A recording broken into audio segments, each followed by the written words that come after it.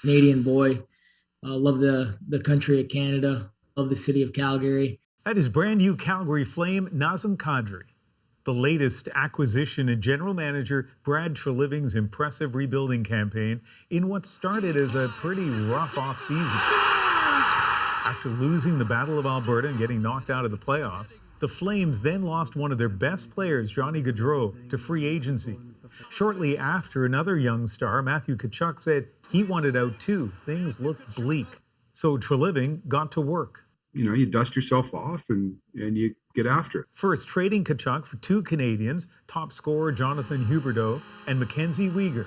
Then, just days ago, getting Kadri to sign a 7-year, $49 million deal. And just like that, the Flames seem to have turned things around, thanks to their general manager.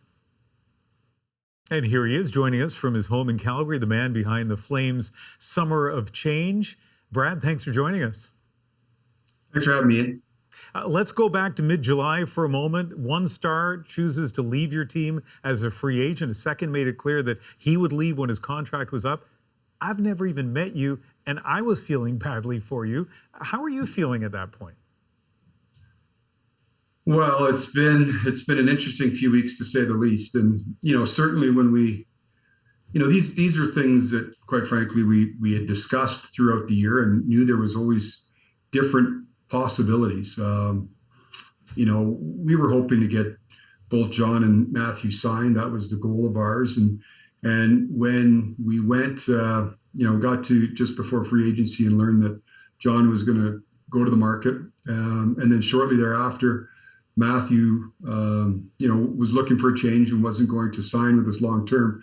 I'd be lying if I didn't say it was a little bit, it was a little bit of a gut punch, quite frankly. And those are two young guys that have been with us a long time, and most importantly, are two real good hockey players. So it certainly, it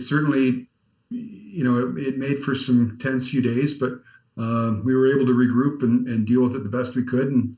And our motto was just to let's keep looking forward and find a way to navigate through this. And certainly we're happy with where we're at today. Now, some people said at that point, when things looked bleak, that the reputation of Calgary was on the line. And they didn't mean just the team, but the city. Like maybe stars didn't want to play there. And you seem to take that personally.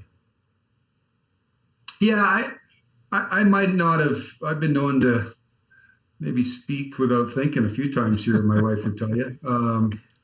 So I don't necessarily know if it was the I guess the narrative around it for us that all of a sudden, and listen, these are two impactful players and you have them sort of on top of each other stating that they're going to go play elsewhere. And so that narrative started about, is Calgary a place that people want to be? And, I just felt strongly that wasn't, that shouldn't be the narrative.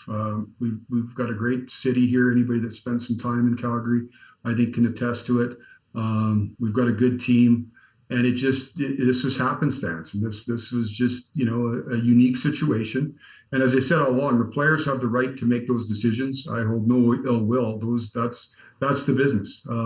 They get to a certain point in their career, and the CBA dictates that they've got certain rights, and they made those decisions. But I didn't want those two decisions to be. We didn't feel that those should be an overriding theme that Calgary isn't a great place to play or live or any of that. So that was sort of really our position on it. It is a wonderful place to play. It's a wonderful place to raise a family. And we think we got a good hockey team. We only have a couple of minutes here, and I've got so many questions, but I'll try to squeeze in two more. Your dad, of course, a lot of our audience familiar with Jim Treliving, the Dragon's Den or former Dragon's Den mogul. Did you call him for any advice this summer? Well, he was probably like a lot of people. I felt like there was a death in the family those first couple of days. There was a lot of people phoning, giving you a lot of sympathy, if nothing else. But I had a couple of conversations with him, so he was, as usual, just real supportive and like everything else, just stick to it. And where there's a will, there's a way. So, but he's always been real supportive and he's a great ear to bounce ideas off, and at those times I think he was more sympathetic and just listening to me bitch and complain a little bit more than anything else. We have less than a minute, but I guess I can ask you this because it feels like there are lessons here for people who are even executives in businesses outside of hockey. I mean, what did you learn about how to approach a crisis this summer? Well, I think you know, it's like anything else. You got to remove emotion from it. And, you know, quite frankly, we were able to do the things we were able to do for, you know, number one, we've got great ownership led by Murray Edwards. So they were supportive right through this whole process. And, you know, I'm fortunate to have a great team around me and, you know, get the right people in place. And so this wasn't Brad attacking the problem. This was our entire team that said, okay, we've got an issue here. Let's not make it any bigger or smaller than it is, and let's try to find solutions. And so the entire management team went to work and started looking at ideas and thoughts, and we were able to navigate our way through it. We'll see how things go. Listen, there's no guarantees, but you know, having strong people around you and having a lot of support, I think anytime you're going through a little turbulence, those are the two most important things. And can your team beat Edmonton now?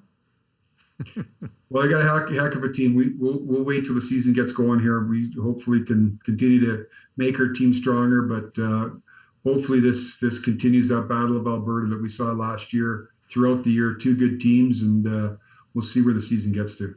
Well, you had a remarkable summer, and what a comeback, and I hope you get a chance to at least have a few days off before the hockey season starts.